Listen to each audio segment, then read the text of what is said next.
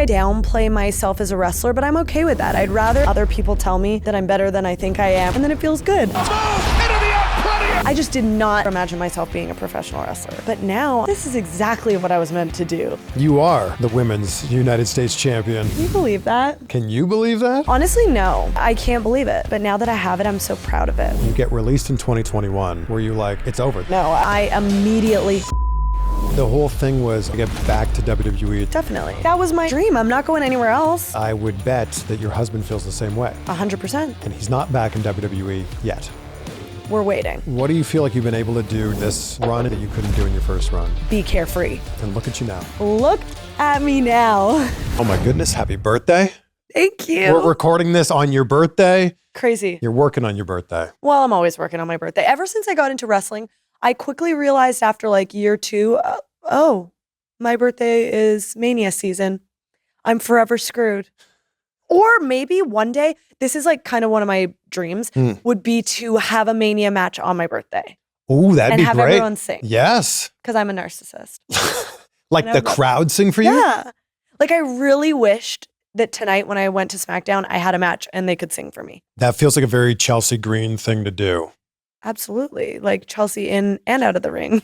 Like if you went out there and you started it, or maybe Piper started it. Oh, I could start it. I've been singing lately. Yeah? I'm terrible. Give us a little. No, one thing about me, I'm such a bad singer that like my family's never heard me sing karaoke. Like I can't sing. You don't have a go-to karaoke song? Well, I do, but I shouldn't. What is it? It's usually ABBA, anything by ABBA. Okay. My mom and I are big ABBA fans. So when we have some wine, we could sing ABBA, but usually like I will be like lip syncing. So you're saying if like a catchy song comes on, you're not like singing it alone, in the shower, in my car, anywhere where someone can't hear me. Yeah. But I feel like this could be another great layer to your character. So I agree. And they did tell me, this is why this whole singing thing is very on topic right now. Because in London, we were just touring through Europe. In London, they told me, I got a text from one of the head writers saying, you're going to sing the national anthem in London. Would you be willing to do that? Like, would that be okay? I was like, of course. Are you kidding me? Like, I can't sing, but that's even better. Who wants to see a pretty girl be good at singing? Like in WWE, never. But the great thing about this is I would imagine your character would think you're great at singing. That. Yes. That. So like now it's a thing. Now like I am singing in public because like you should know I'm absolutely terrible, but I'm still willing to do it. But we didn't grow up as Canadians. We didn't grow up singing the Star Spangled Banner all the time. Except that I had an American best friend from 3rd to like 5th or 6th grade. So I learned it. Okay. So it's deeply ingrained in me. I will say that. I feel like the only time we would really hear it is you go to a hockey game. Yeah. They're playing an American team. Go to a Blue Jays game. They're playing an American team. But like being from the West Coast, like that didn't even really happen that much, especially on the island. Yeah. We never heard it. But everyone was it's now my party trick in America. Like everyone's very surprised that I know every word of the Star Spangled Banner. But if we flip it, most Americans know 2 words of "Oh Canada." Oh Canada. Yeah, that's right. No, that's it. And it's like it makes me laugh when they say like, oh well, I guess I could, oh Canada, and then I'm like, and they're like, no, no, no, no, no, no. Yeah, you know, one skill that I think would come back, but that I've somewhat lost is in Canada we also sing it in French. Yes. Like, at school, you know, we sing "Oh Canada" in English and then in French. And that's one thing like that I'm sure if it sparked my brain again, I could sing it. But I tried the other day and I was like, oh no. So I need to see the words. Protégera nos foyers, something. Hey. Oh, well, that's good. Oh boy. That's more than I remember. No, you would remember the whole thing. If it No, I remember the flower line, but the flower line. Yeah, there's like a flower line that sounds like fleur something, but you know, I probably it's in my head. Yeah, I know. Just the sounds of it are in my head. I don't know the word, the actual like meaning of it. Yeah, it's not good. How's life in America treating you? You know, amazing, because I'm building a new house. I saw that. It looks incredible. It is incredible. My wife and I are very jealous. And you should be. I'm jealous of myself. Like I cannot believe that I am able to do this. Like build my dream home with Matt. It's crazy. From wrestling. From nothing but wrestling. Like seriously, that's so crazy. If you had told me 10 years ago when I got into this business that I would have 3 cats, 3 dogs, a hot husband, and be building my dream house, I mean, like that's it. Yeah. I can retire. I'm not going to because I have to pay the mortgage. But has it hit you that like all of this is because it started with a hope that turned into a dream that followed by a lot of hard work leads you to where you are right now? Yes and no. Like I often, when I'm looking out the window and I'm like looking at my pool and my palm trees, I'm like, damn, like how did I get here? You know, like I hoped and dreamed that I was going to do something that mattered. But like everyone wants to do something that matters in one way or another. I just did not ever imagine myself being a professional wrestler. Was it the idea that you just wanted to do something bigger than yourself? Yes. I wanted people to know my name. And at the time, I didn't know that was going to be show business. I thought it was going to be more like training, personal training, things like that. But now I'm like, man, this is exactly what I was meant to do. Like, come on. And then put another layer on top of this. People do know your name because you get to wrestle under your actual name. Which also I'm blessed. Like, and I think about that often. Let me tell you, I think about that so often because when I got into wrestling, I so badly wanted to change my name.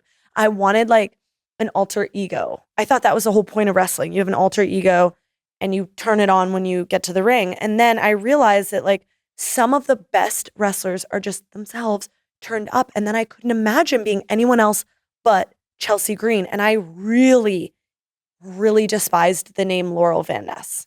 Like to my core, I could never fully, like when people call me Laurel, I was like, oh God. And that's why I never related to that name. I related to all the characters I played. But the name, I was like, no, please, just call me Chelsea. Like I couldn't change my Instagram to Laurel. I just couldn't do it. And all my girlfriends were doing it. Allie was doing it. Sienna was doing it. Rosemary still does it. But like, I just wanted to be Chelsea Green and I wanted people to know who Chelsea was. Chelsea Green is such a good name. It sounds like a fake name. That's funny because, I mean, yeah, people tell me that all the time, but it's just, it's just me. Well, it really should be Chelsea Cardona, but I've never changed my name. If you hated Laurel Van Ness so much, where'd that come from? It actually, and like, I will give Madison Rayne all credit for that name in terms of we put a lot of thought into what we were going to name me. We knew I was going to be some sort of like rich girl that was bratty and snobby, a very typical girly heel, snotty, bratty, daddy's girl. So we kept coming up with different names that were very rich sounding. I really liked the name Whitney. I thought if I could call myself like Whitney, I'm Whitney. I thought that was it's giving Bratz dolls or Barbie. And so I really liked Whitney. I tried for it to be Whitney. I can't remember why that never happened. Then we had a couple of other names and then we were really stuck on a last name. And we kept going back to, it had to be like 2 names, like really rich names or like, I don't know, like Vanderbilt. Like Chris Van Vliet. That's right. Yeah. Super rich. It's giving rich boy. It's actually Christopher. Well, that is giving frat rich boy. Christopher Van Vliet. That's exactly how it's that one. Yeah. So we were actually gonna be Laurel once we settled on Laurel because there was a action star at the time named Laurel. It's also a very famous street in Hollywood, or like that leads from the valley into Hollywood. Which Hollywood. Also love that. Laurel Canyon. Yeah. It came from the action star Laurel. I don't know who that is. But then we were going to go Vanderbilt and we couldn't get it approved. It was too like convoluted with everything going, everything Vanderbilt. So last minute I walked out, I looked back on the Tron and I'm like, Laurel Van Ness, and it was one word. And then I realized, no, they had got it wrong. The Tron people had got it wrong and it was supposed to be Van Ness.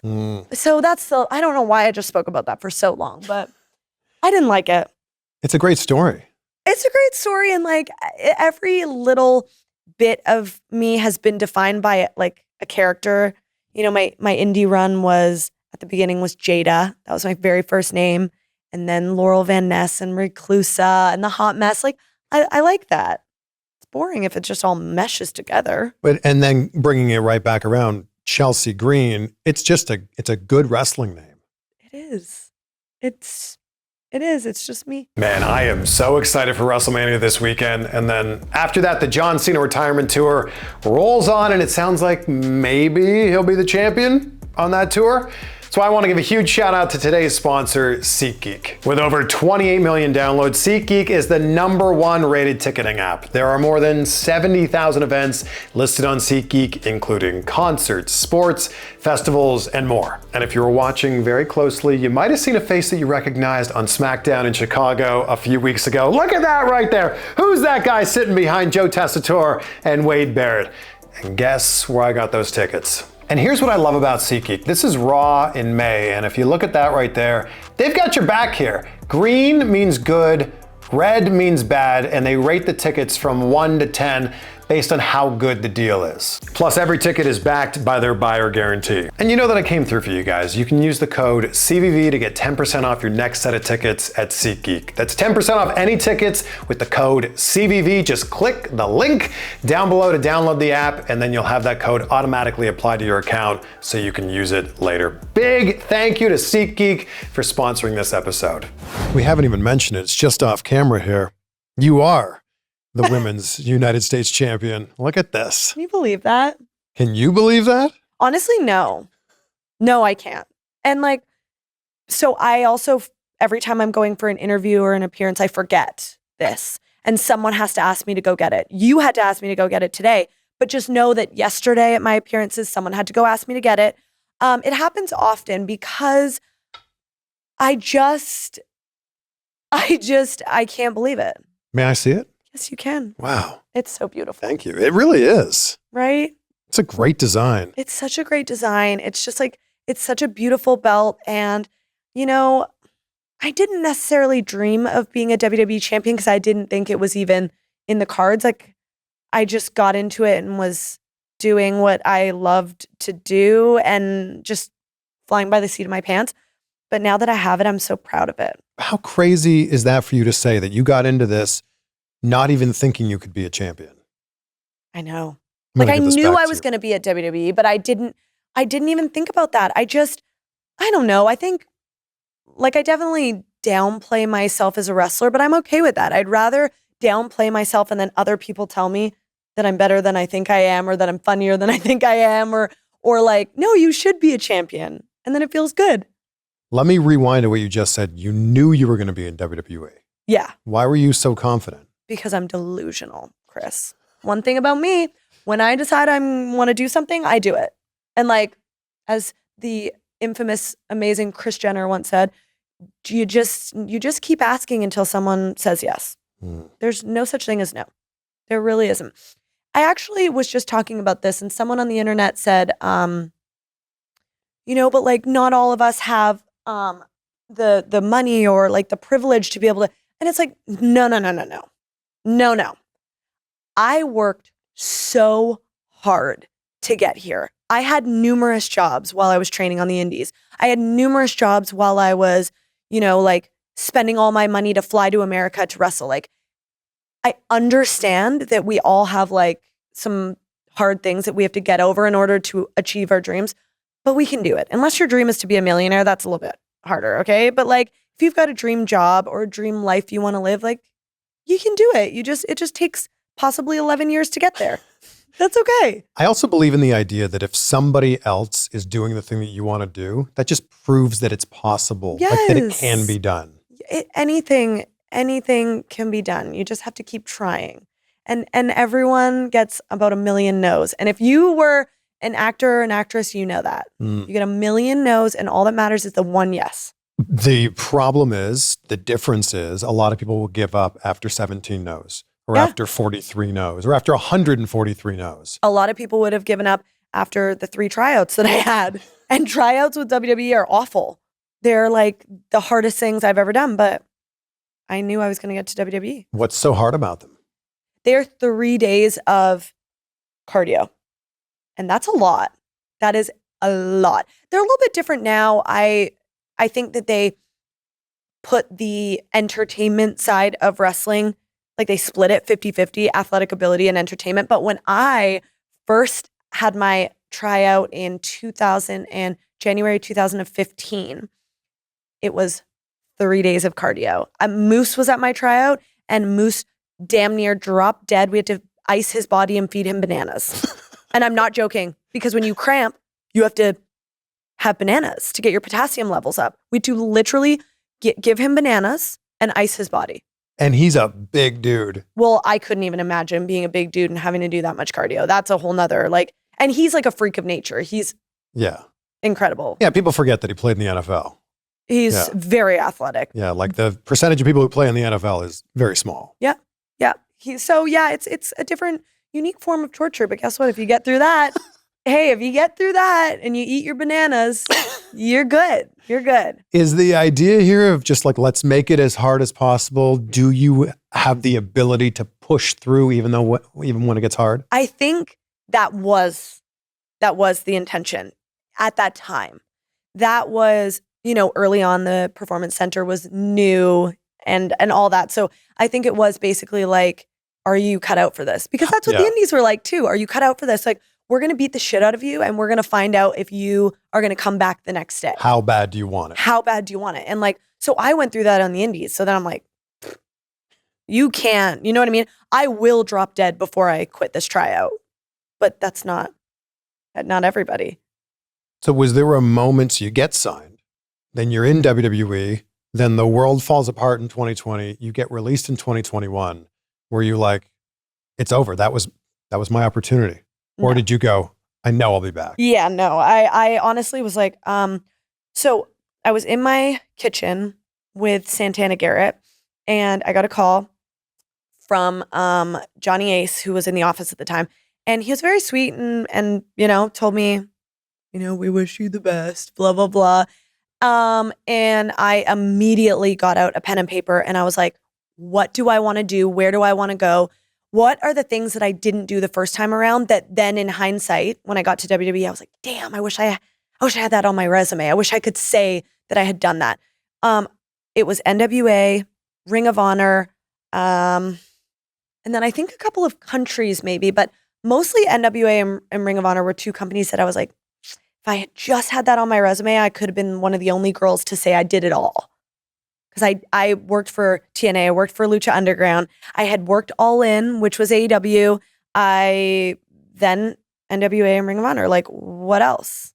I mean, maybe now you could say New Japan because they have the girls, but you couldn't say that at the time.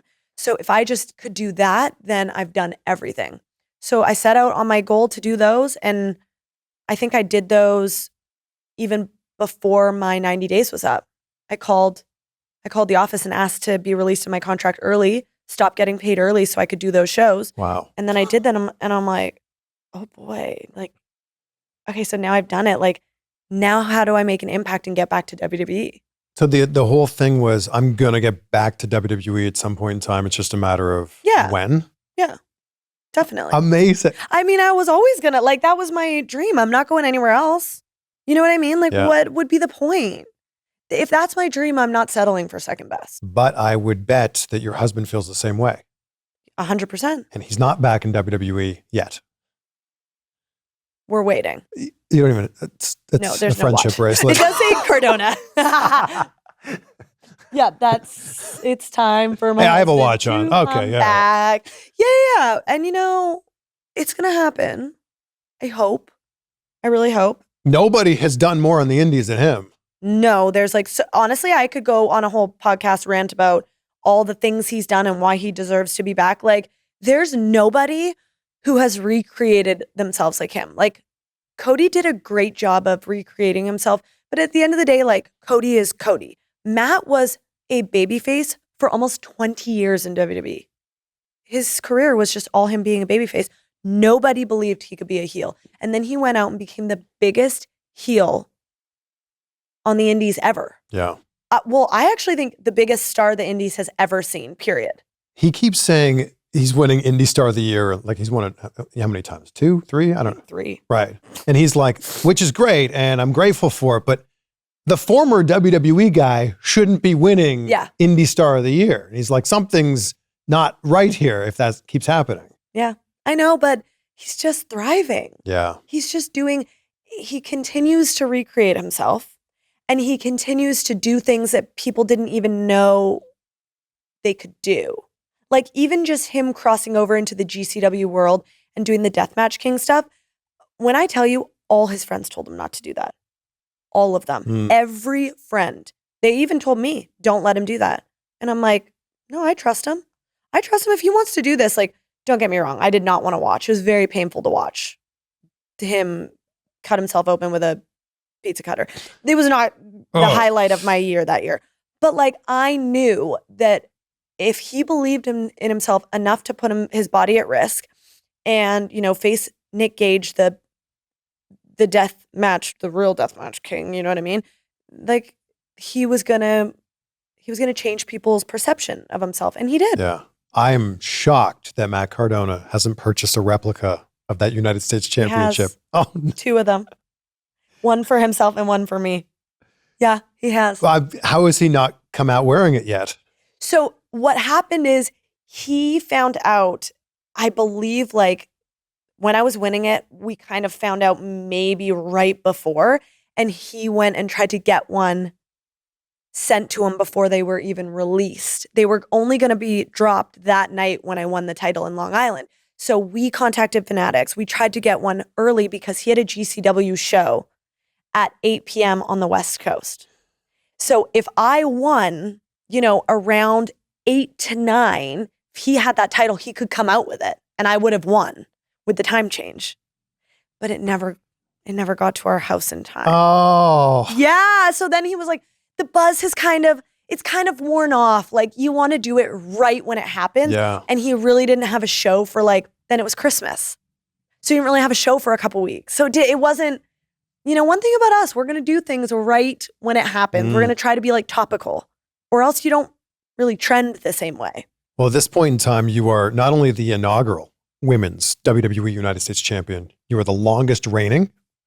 You are, I mean, the most dangerous, the youngest, the oldest, the tallest, the shortest, the richest, the tannest. Anything you want to put in there, feel free. Feel free. I just added the most dangerous. I love that one. You can, I mean, you're all of the things. I am the most dangerous. Mick Foley agrees with that. You're the most Canadian. I'm the most American. And you're not even American. You know, yeah, I love it. I love that for me. Like when you think about like the European Championship, do you know who the inaugural European champion was? No. British Bulldog. Makes perfect sense, I love right? that. Right? Makes I sense. love that, yeah. But when we think of the inaugural women's United States champion, it's a Canadian. I love that. And you know, I was supposed to win it at Survivor Series. In Canada. Not only in Canada, on the West Coast. And do you know how many tickets I bought for that show? Wait, you had to buy them? Oh, well, that's a whole nother conversation. But I keep in mind, when I say bought, like I had like 30 friends and family there. Like I had every bridesmaid, and I had like 12 bridesmaids. I had like every bridesmaid there, all of their partners. I had their babies there. I had all of my family, my mom's friends, everyone. Everyone was there. At what point did the plans change? I don't know when the plans changed, but when I found out was probably a week before. So up until that point, you're like, oh my gosh, I'm going to win it. And it's going to be in my home country. And it's going to be my home province. I shouldn't even say I'm going to win it, but the finals. Okay. Do you know what I mean? Because I like things always change. Sure. Like I could say something stupid on social media and not win it. Do you know what I mean? Like, or like Michin, like they could have given it to Michin and had me chase it, because that's always fun too. So I just knew I knew the finals were going to be there, and I was going to be in the finals, and everyone was there, and everyone loved the show, but I was not on it. I was watching from a box with Michael Bublé and my sister. Hey! Kind of iconic. Wow. Not as iconic as winning it in my hometown with all my friends and family there. Are you friends with Michael Bublé? I am. Wow. I am. The boob. I love a boob. I love all the boobs. Just know that. I love his sister. I love his wife. I mean, they're such a good family. He seems so charming. He's so charming, and I'm sure people don't believe it, but he truly is that way in real life. Well, if you're not going to win the United States Championship in your home province, at least you're watching it with Michael Bublé. I know, it's kind of cool. Yeah. Did he sing to you? No, but I feel our friendship is going down that path. Okay. He might. Maybe you get invited to a Bublé Christmas party? Don't. That would be amazing. Could you imagine? No, that I couldn't. Although actually. he's not going to be singing at his own Christmas party. He's like, hey, this is my party. I'm taking the day off. You're right. So I'm going to need something else. A Christmas sing-along with Michael Bublé is what I need to be invited to. I mean, he goes on tour with the Christmas songs, right? So iconic. He really is. It's so crazy. What is life? What is life? Like Nickelback commented on my TikTok the other day. I saw that. And then you screenshot it. And what your caption should have been was, look at this photograph. So I debated it, but when Chad Kruger came to the show in Vancouver in January of 2024, he came with my sister and my sister's boyfriend at the time. And so I got to bring him down and introduce, show him off. Hello, this is my Canadian friend. And that was really amazing. And then everyone captioned their photos, look at this photograph. And it's like, now I feel I can't do it. You're friends with Chad Kroger too? So cool. Oh my gosh. No, life is really pretty amazing over on this side. You're also making it seem like the stereotypes are true, that like Canada's so small that like know everybody. No, it's not. It's like 40 million people. Chris. No, you're right. I know Michael Bublé and Nickelback, okay? That's like the only people I needed to know in Canada. Are there any other famous people? Shania would be nice, but my sister has met her, but I have not, which I'm very sad about. Justin Bieber? Never met him, would love to. The Weeknd, would love to. Avril Lavigne. Have I met Avril Lavigne?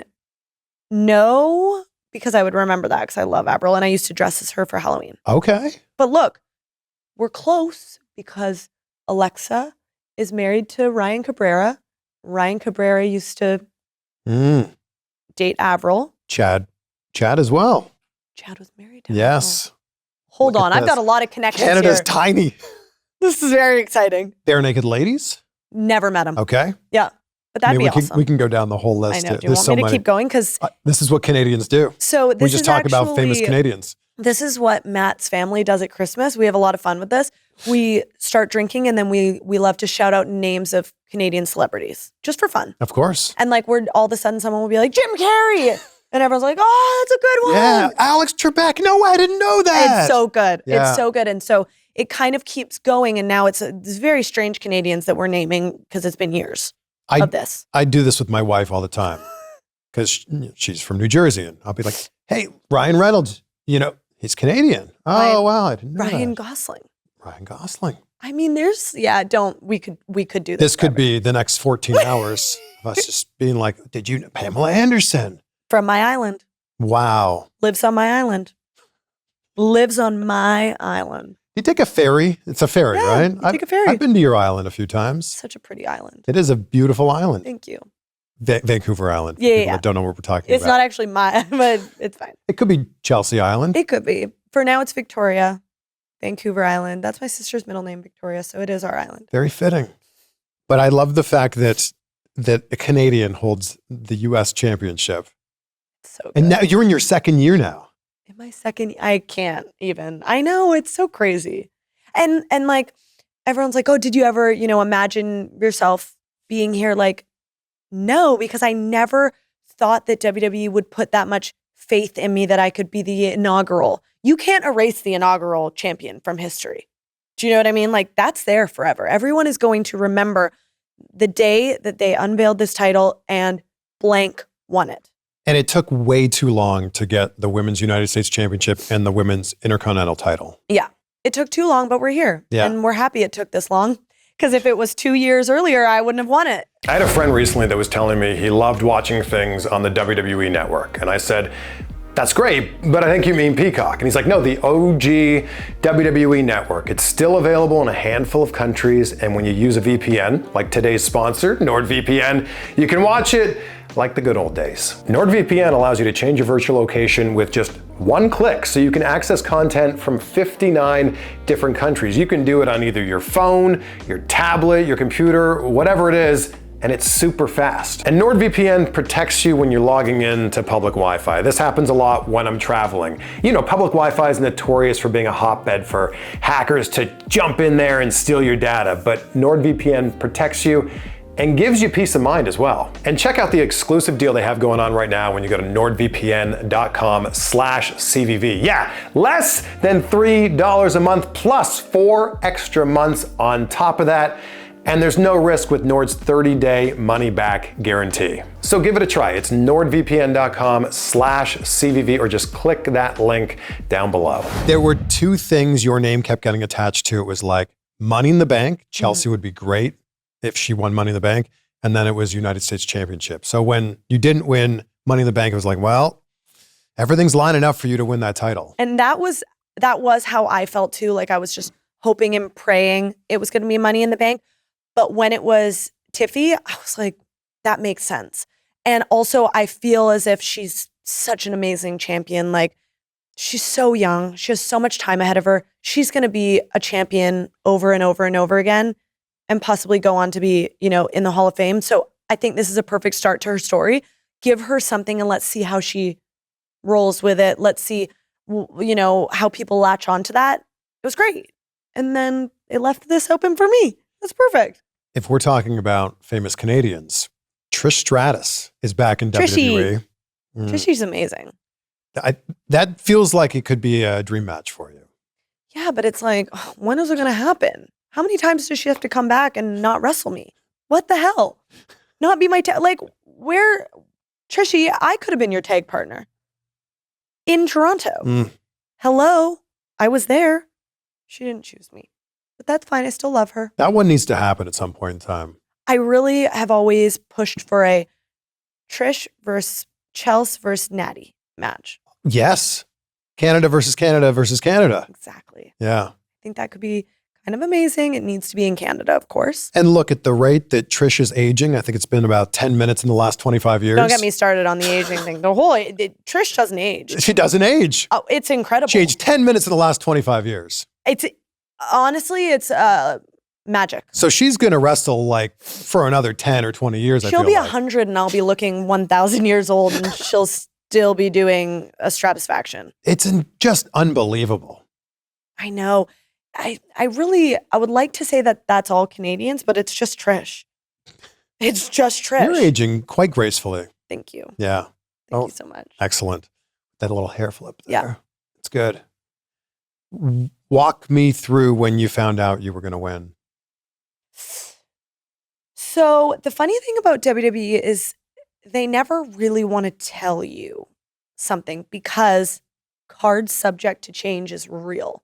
That's what they always say, card subject to change, because anything can happen outside of the ring, inside, on social media, public perception, anything can change. And I can't tell you how many times I have shown up to work thinking I was going to do one thing and we have gone completely the other way. Like it's happening right now. My phone is going off, change of plans. We're always rewriting the show. And it goes all the way up until we're live, you know, and even then things change as we're live.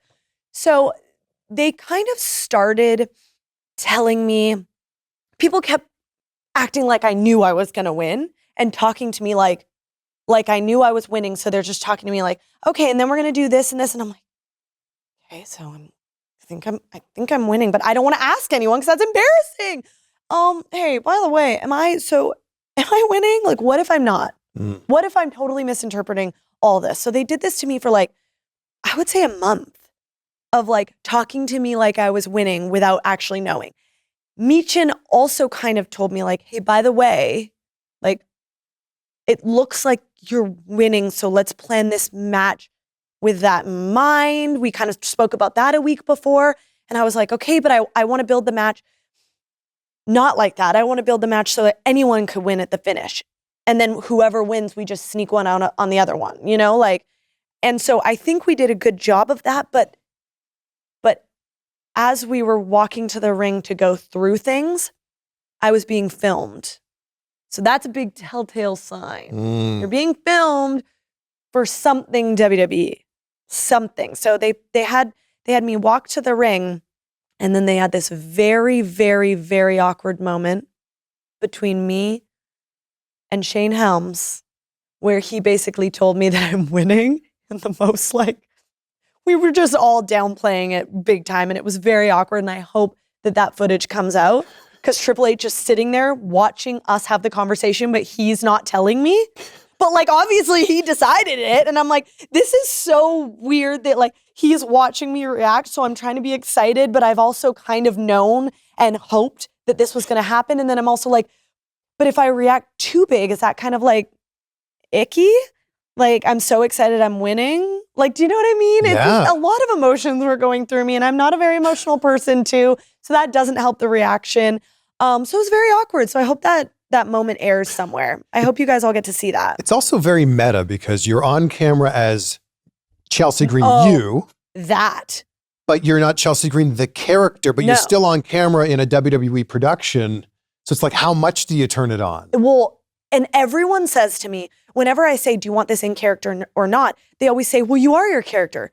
And I'm like, I am so not my character. I know I'm over the top and so exaggerated, but I am uber narcissist, uber into myself as Chelsea the wrestler, and has no doubts I'm going to be champion, but I have way more humility in my real life because I've not been champion, and I've been trying to get to WWE for forever, and I've been fired a million times, and I, didn't make it off tough enough. There's so many things that go into my story as the real human Chelsea Green that makes me believe I don't deserve this title or I won't be winning it. But then Chelsea the wrestler is of course I'm winning it. I'm Chelsea. So I'm like, oh my God, how? What am I? It's so awkward. I think the biggest difference between you sitting in front of me right now as Chelsea the human and Chelsea the wrestler is self-awareness. Yes. The wrestler has no self-awareness. She can sing. She is Usher. But she can't sing. There's a lot of things that Chelsea the wrestler can do that I cannot, Yeah. So, and even just Chelsea the wrestler loves attention and loves being holding a microphone and all that. In real life, I don't want a birthday party or anyone to sing to me. And I don't need a cake. I don't need any of that. I just want to sit at home with my zoo. So the whole thing it was really cringy. But you know what? That's my moment. I love that. What are the names of all your animals? Oh boy. Well, it starts with Kylo. Kylo's our oldest cat. And then we got Kylo a friend, Draco. Draco's our Bengal. And then we got the two of them a friend, Waffles, and that fucked up the whole dynamic. Waffles. They're all rescues. They're so beautiful. All rescues. Oh. Waffles effed up everything. They hate Waffles. That's fine. So then we got Waffles a friend. We got Waffles Dude, which is our dog. That's our first Bernedoodle. And then we were like, okay, well, Dude needs a friend, a dog friend. What a name for a dog. Yeah. So we got Dude. We got him Walt. Walt's our second Bernedoodle. And then we said we're never getting a dog or cat ever again until, we don't have that many. So we had 5. And then we found our last little doodle. She's neurologically challenged and she's blind. And she went through a dog attack at 8 weeks old and was in a coma, nearly died. She came out of it and she didn't know how to walk, nothing. And we adopted her and we have rehabbed her back to health, as healthy as an attacked puppy could be. That is so sweet. She's the cutest. She is so cute. So who's taking care of all of these animals? Well, right now, you Matt, guys are on the road. Matt is holding down the fort right now, but we have the most amazing pet sitters. And that's taken a long time, especially because, Paisley it's like taking care of a baby. She doesn't eat on her own. She's not like a normal dog. She is a child. And Matt and I have really learned to be parents. So we got a good team around us. That seems like a lot to put on a pet sitter. It is. There's 6 animals. You know what though? Cats they don't care. You're right. Cats literally just they don't care. As long as you feed them and if they ask for a pet, you give it to them. But the dogs are 2 big dogs. They're amazing. They're so well behaved. Paisley, that's a lot to put on a dog sitter. Yeah. A handicap blind puppy. It's a lot. A puppy is a lot anyway. So we've had to find some really amazing dog sitters. Shout out to Jean and Nicole. They're honestly angels. When's your house going to be finished? This summer. Oh my gosh. I know. Hopefully August. And you've got enough room for all of these animals? Oh my gosh, we've got 2 acres. Oh my gosh. We got so much room for them. And all I wanted was grass for Paisley. She loves grass because I think she can feel it on her little tiny paws. So yeah, I'm so, oh my God, I'm so blessed and happy. And I got to design it all. I've been doing everything. As a Canadian, one of the things that reminded me I'm living in a warm place is palm trees. I lived in Florida, now I live in California. It's like, there's palm trees in my yard. Like we filled our yard with palm trees just as a nice reminder of like, it's warm here. Yeah, we live in Florida. Are you doing the same thing? Oh, absolutely. Matt wouldn't have it any other way. He's the same. Like coming from New York and being, when he left, he was like, I'm never shoveling snow ever again. I feel the same way. And right, I totally get that. Like living in Calgary, I was the same way. I never want to plug my car in. Yeah, people don't realize that's a thing. That's so niche, but like, yes. I never want to plug my car in. I never want to have to defrost or like kick the tires to get the snow off. Yeah, I never want to spend all that time brushing my car to then open the car door and have all that snow just fall into your seat. I feel that. Oh my God. Biggest pet peeve. I feel that. Yeah. So we're going to have palm trees. We were just in the mountains. We were in Big Bear a few days ago. So nice. And I was like, oh, we don't have a snow brush. Oh, yeah. Because we had driven from 75 degrees where we live, an hour and a half away, it's 30 degrees. It's below freezing and there's like a few feet of snow. And it snowed that night. And I'm like, hope this Airbnb has a brush, like a broom. And I'm just going to broom the car off. And I opened up the driver's door and I went, oh no, there it goes. You had forgot. I never want to do that ever again. I totally feel that. And when I moved to Calgary, I was, oh, hi. I thought you weren't coming. Wow. Wait, or I thought he was coming later. He is coming later. It's Kevin Owens, ladies and gentlemen. I did hear it crack open and then I was like, who is that? Bye, Kevin Owens. Oh, he's just going to hang here. Okay. Okay, so when I first... You can grab a seat right here. Hello, it's great to meet you. Oh my God, you never met? No. Another Canadian. Oh, we love that for you. Wow. Okay, so when I first moved to Calgary for University of Calgary, I really did not know what I was getting myself into. I had done no research. I got accepted to the school and my girlfriend and I were like, party time, we're going. The drinking age is 18, we're going to Calgary. And we packed up my little Jetta and we moved to Calgary, and man, did I learn quick. Like, whoa, the amount of things I learned about living in a snowy climate in that first couple of months was just like, oh my gosh. I remember one time running out of windshield wiper fluid, and when you're driving home and things are starting to snow and it's mucky, the roads are so dirty, like you have to have windshield wiper fluid. I put Gatorade. I put Gatorade on my windshield. And it froze. Of course it froze. It froze blue. I love that. That's just the things you do at 18 and 19. And for people who don't know what we're talking about, there's a plug that comes out of your engine block to warm up your engine block. Just want to make it clear. When I was 16, I knew that Gatorade does not do what windshield washer fluid They does. look similar. They did give the same use your age as color. I hope Kevin Owens pops in to just correct all the things you're saying. He will. This is for the youth of America. The youth of America. Okay, so anyway, next You're like, I'll never live somewhere cold ever again. Yeah, no. Yeah, Florida, California. I need the tropical breeze on my skin. We're gonna move out of California at some point. Now that we have 2 kids, Yeah. I think we're gonna move somewhere. And it's like, where? Where? And that is the huge question. I lived in Florida for 5 years, so maybe Florida. Florida's hot. Tennessee is high on our list. Tennessee is the new hotspot. Everyone's moving there. Might be Tennessee, might be Franklin, Texas. Tennessee. Wow. We went to several Yep. open houses there. That's a lot of people are living in Franklin. A lot of wrestlers live in and around the Nashville area. It's just so beautiful there. And you've got the different climates. Like, I think that's the problem with Florida is you love you love the sun and the palm trees until it is August. Yes. And until the hurricane warnings come. Yeah, I forgot about those too. That. Yeah. Yeah. All right, enough talk about weather. We could talk about that forever. What's been the inspiration behind the ring gear you've been wearing, especially as of late as the U.S. champion?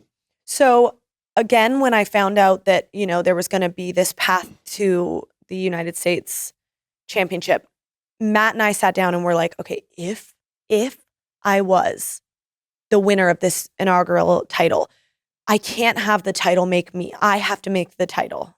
What can I do? Like, I knew I wanted to take some inspiration from like King Booker and stuff like that. We kind of went through all these different iterations, and it all came so quickly. I truly hadn't come up with a game plan, because you're not going to really come up with a game plan for this hopeful thing. So I kind of had like floated a bunch of ideas by, and then all of a sudden, oh my gosh, here I am. It's Long Island. I won it. Now what? And I had to make a decision very fast, because creative asked me, what do you want to do for your celebration? That was my entry into, this is what this title is going to be. This is what Chelsea's going to bring to the table as the first ever United States Women's Champion. It had to be something special. And I'm like, oh, I'm going to be the president. I'm going to be so delusional, but topical. Like, this is what's happening right now in America. Let's be the president. Let's not call it a celebration. Let's call it an inauguration. And I need a stamp. I need a presidential seal. So I designed the presidential seal, and from there it just snowballed. And what I like to do with these characters is I don't flesh out the entire character. I like a good backstory, but like, I just know this is kind of what I want it to look like somewhat. And then every week someone gives me a new idea, just like the hot mess. Like with the bride, every week someone gave me a new idea, and I was able to incorporate that into the character. And then with that, you have the future laid out. So you've got your backstory already, and then you start to go from there and build the blocks to the future of this championship or this character. But you're not repeating any gear at all. Chris. Ew, I would never. No, I know it's so ridiculous, but I'll tell you what, when I got into wrestling, that was one thing that I was like, I want to have a style that people can dress as me, but it's always gonna change week by week. But I always have a one sleeve. Like, that's the style. I always have one sleeve. I always have low rise shorts, and I've got the thigh high boots and the gauntlets in one way or another. So how far ahead are you planning this out with a seamstress? Oh, I have like 6 different women that make my gear, women and men. Oh my, that's amazing. Yeah, and I get 3 sets of gear from each of them. So right now I've got I would say I have probably 13 sets of American gear sitting in my closet. So you're 13 weeks ahead right now? But it doesn't feel like that. That's amazing. But guess what? If they want me for Raw, SmackDown, and NXT in 1 week, bam, that's 3 sets gone. And you never know. Like last month I was on NXT twice. So there's, I know it's so dramatic, but it's just something that coming up in wrestling, I just decided for myself, and I've stuck with it, and I'm happy. I love coming out with new gears. I love having the fans design it for me and being able to give them credit for the gears that they designed. I love it. It's so much fun. And you're signing executive orders. Of course. No more wedgies. Chris, no more wedgies. I got wedgied once on national television live, and I will never, ever again be wedgied. How embarrassing. And it hurt. It kind of hurt. I texted Naomi later, girl, you wedgied the shit out of me. My God. Yeah, that was fun. One thing about believing in the character that you play is that you can go so far off the deep end, and people just think it's entertaining. I mean, I contacted my lawyers to write me certain things that I've posted too. Just to make sure it was the right jargon? Yeah, yes. I think it's funny. It is funny. Right? I think it's funny. If it entertains me, I hope it entertains someone. But I think that that's the thing about your character, is that everything your character is doing feels like something that your character would do. Yeah. Right. But everyone else gives me these ideas. I'm not just sitting at home brainstorming. I wish I was that smart and creative, and but people give me so many good ideas. There was one time when I was hoping and praying to win the tag titles, I believe, or hoping and praying to get another shot at the women's championship. I can't remember what it was. And Liv Morgan was like, you should do a petition. And then bam, I went around the locker room. I filmed it and I did a couple episodes of a petition on social media.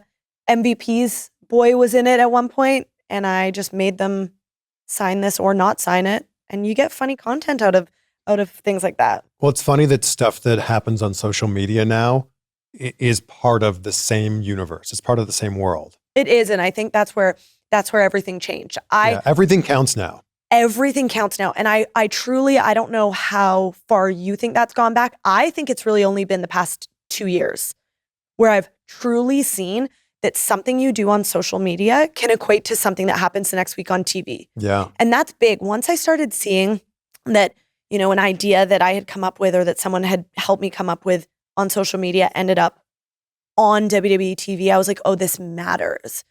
When I started calling Piper my Secret Hervis and that went on TV, like this matters because now people are dressing as Secret Hervis members. People are calling them like that. Now that's a thing. Slajan AMP is a thing. And we just did that for fun. Yeah. And it's not just social media. It's everywhere. So like if we take it back to The Rock going on Pat McAfee before he turned heel, he started planting seeds on whatever you want to call it, TV show, podcast, whatever it is. That wasn't part of the WWE world. Oh, but it was. Exactly. Yeah. These things matter now, And I struggle with the blurred lines of in character Chelsea and out of character Chelsea. I'll always struggle with that because, I've never been someone who goes on a podcast or does media as fully as the wrestler Chelsea. And it annoys some people, and I totally understand that because there are people that wholeheartedly jump in and they will never come out of character. Grayson Waller. You know what I mean? Like you'll never see him not being Grayson Waller. And I respect that. But I toe the line and hopefully in the long run that'll pay off for me. Did you have a conversation with Christian before you started using the Unprettier? No, are you kidding me? Christian didn't know who I was. It was literally my first match that I was winning, and I couldn't believe I was winning it at ECCW. I believe it was in a tournament, and it was against a girl named Kate Carney or Kate Carnage. I'm so sorry I'm getting that wrong because I love her. But I remember going to a show at ECCW. Yeah.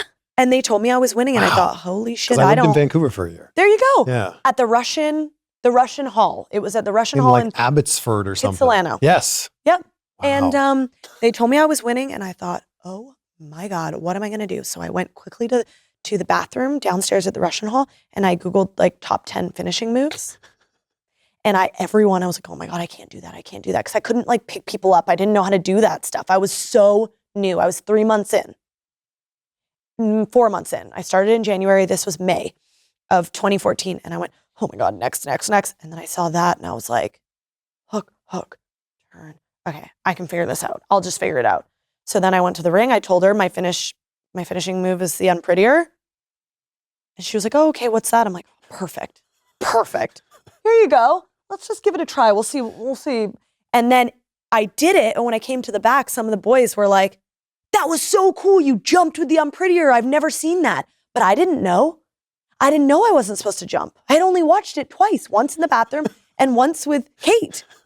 And that was it. And then I never, like now, someone said not that long ago, like, have you ever thought about changing your finishing? Absolutely not. The Unprettier is it for me. The I'm prettier, the Unprettier, whatever you want to call it. What do you call it? I know I always change it. And commentary hates that.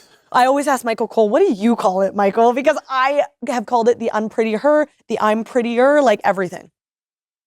But yeah, no, it's mine, Christian. I love that you don't even know the name of or what you're calling your finisher. No, that's how I live a very aloof life. One thing about me, Chris, is I am just living day by day, and whatever people say, okay, whatever. What is Michael Cole's problem with you? He's jealous. He wish he could be in the ring and have the presence that I do. Well, Michael Cole is undefeated at WrestleMania. And he's told me that numerous times. I wish I could wrestle him.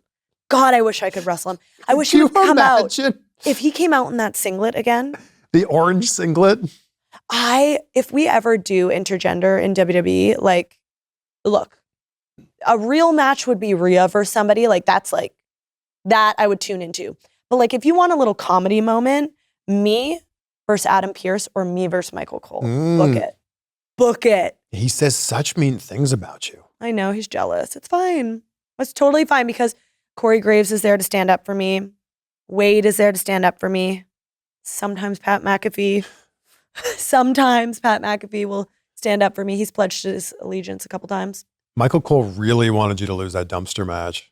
No, I also never know. I never know what's being said about me. Like, I don't go back and watch my matches. I cannot watch myself. I give myself the ick, so I can't do it.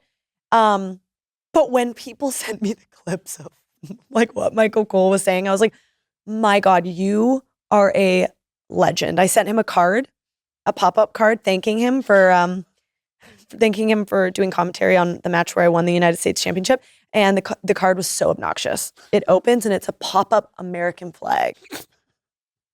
And I said, you're the greatest. I love to hate you. Love to hate you. Speaking of intergender matches, now that Penta's in WWE, people love to talk about that match that you had in Lucha Underground with him. Yeah, I did not realize that would, I mean, it got like some traction when it first aired, but not the way it has now. Oh my goodness. It's crazy to see how much like steam it is picked up in the past couple of years. And then obviously when, he signed with WWE, we ran into each other in the hall in Toronto. And he was like, you and me rematch. I'm like, I don't think so, pal.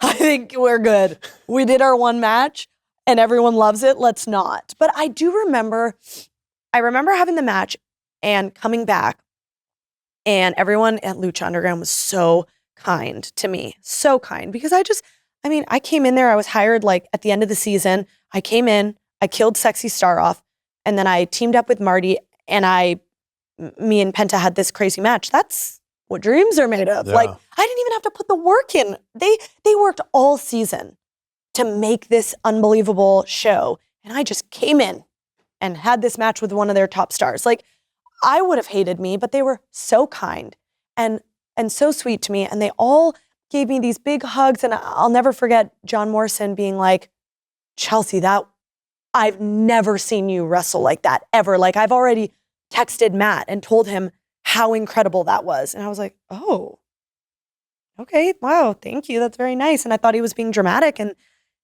then of course, like I never watched myself. So I see clips, but like I've never watched the match.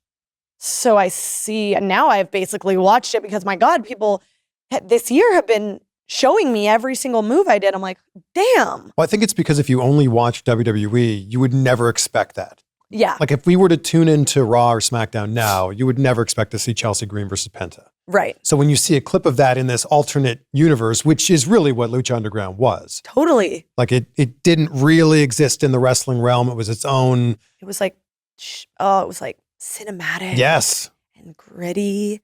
And it was like a niche audience. Yes. And a niche crowd. So when WWE fans see that, they go, oh my gosh, what? She doesn't just lose. I do lose, but I do 10 moves before I lose. Yeah, I know. You don't just lose anymore. Well, I kind of do, but you know what? I think that makes my character even more fun and delusional. And that's okay. Who cares? I'm a champion. I can be a losing champion. Well, not technically, I guess. But that's not when the title's on the line. No. Yeah, exactly. When it matters. But yeah, I mean, that I think it's really cool that an intergender match is going to be like a moment that when people say my name, they remember. Yeah. When we think about people who have been on Tough Enough, are you now maybe top 3? I don't think so. All Tough Enough contestants? Do you think so? That's crazy. Well, I think that you can't argue the Miz is number 1. Yes. Even though he didn't win. But I'm trying to be the female Miz. I don't know if you've heard. Cody hates when I say that. Why? He's so jealous I didn't say the female Cody. I don't want to be the female Cody. I want to be the female Miz. What do you mean by that? I mean, look at the life he's built for himself.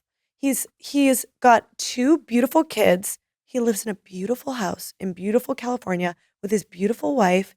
He comes to WWE and he does all these appearances and he holds himself with like such grace, and he can lose, but people still find him entertaining. And when you need to put a celebrity in the ring and have someone, lead him through a match and lose, there he is. Yeah. There he is. And I love that for him. And nobody ever like looks at him and is like, oh, he is such a cool winner and this and that. Like, that's not the trajectory of my career. That is the trajectory of like Bianca and I think Rhea and Charlotte Flair. Like they're, you know what I mean? Like they're very strong, very powerful. They're going to do the flips. They're going to win. They're going to headline WrestleMania. But like, I don't necessarily need that. If it comes, it comes. But if I just have a great life where I make a lot of money and put a lot of smiles on people's faces and I end up doing all these other amazing things along the way, then I'm fine with that.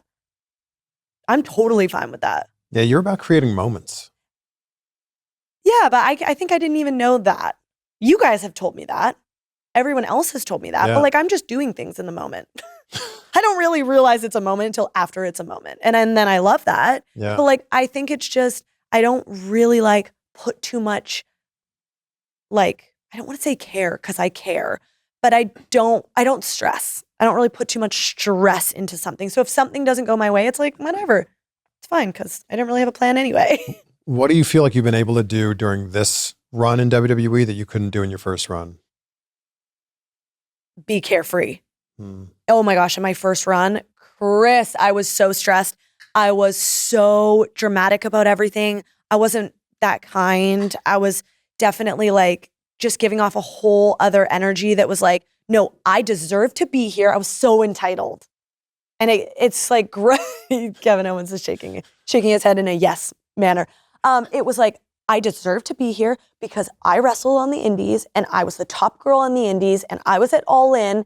And now I need to be here and I should be on TV and I should be winning and I should be in that top storyline versus Shayna Baszler or whatever. And like, then I got fired and I was like, who am I to say that? Who am I? Everyone has their own story. Everyone has their own way that they deserve to be here and to be on TV. And like whether it was, Tiffany being a gymnast and working her ass off and getting scouted, like she doesn't deserve that moment less because she wasn't on the indies. But it took me a long time to realize that. So it's an appreciation you have now? It's almost like you had to have it taken away from you? Yeah. To appreciate what you had? Yes, you 100%. don't realize what you got till it's gone? And then also it's like, what's the worst that can happen? I was fired and I survived, right? Like I survived. I thrived, actually. I was fired and I thrived. I did all the things I wanted to do. The indies were so good to me the second time around. I was making decent money and I was selling merch and I was creatively fulfilled and I was wrestling all these like really cool people that I didn't get to wrestle the first time, being able to do like NWA and Ring of Honor and stuff like that. So then I came back and I'm like, good. I'm good. If I just like live out my next couple years doing, the dream of WWE, like I'm good. And look at you now. And look at me now. Look, Chris, look at me now. It's so crazy. It's so good to see you. I always love seeing a fellow Canadian just absolutely crushing it. Happy birthday as well. Thank you. Thank you for doing this on your birthday. Thanks. And I asked you this last time. Maybe your answers have changed, but I'll ask you the question that I ask everybody at the end because gratitude's such a huge part of my life. What are 3 things in your life, Chelsea, that you're grateful for today? Oh my gosh. I could actually give you like 10. Okay, so 3 things. I mean, definitely the support of my husband. I feel like especially right now, I'm back in WWE and he wants to be here so bad. This could have looked different. The story could have been told a very different way. He could have been very jealous or, like all those things that come naturally when someone is getting something you're not, and he is not that way. He's so supportive, and he's at home taking care of our fur baby. So definitely my husband. The second thing I'm grateful for is, oh my gosh, I'm so grateful for the fans that have been like really, really ride or die for me in the past year, because I have had times where they've canceled me, and that was really scary. So I'm very thankful that they like me right now and they're dressing up as me, and that could, next time we talk, they might not. And that's okay too. But I'm thankful that they like me right now. It's good for my mental health. And then the third thing is just like having this job long enough to take care of my family and my friends and build a house, my dream house. Amazing. How good is that? It's pretty great. All from wrestling. All from wrestling. 11 years of it, but Yeah. we're here. Yeah. We're here. We're doing it. Well, congrats again. Thank you so much.